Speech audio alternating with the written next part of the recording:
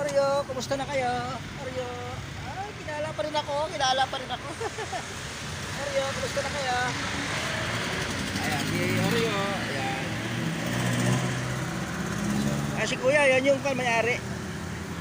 Oh, ayan. Kilala pa rin ako ng mga aso eh. My best friend kasi. Ah, pagod na. Dapat binigyan ng tubig ko yan, ano? Ay, yun sila mamaya. Oreo. Ay, ito si Juan. Ano pa nito? Ah, si Oreo. Oreo. Ayan, Lotsa. Galing ng Amerika pa yan, oh, yung aso na yan, Lotsa.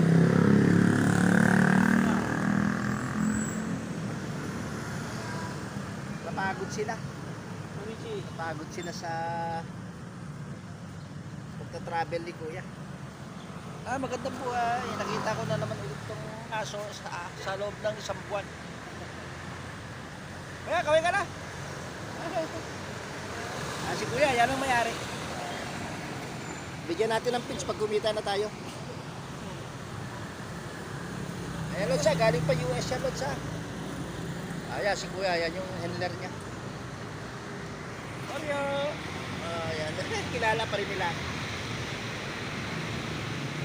Ah, magandang buhay. Kahit mainit ang panahon. Nasa kung pala tayo sa Shaky San Mateo tayo Lotso. Ah, Shaky San Mateo.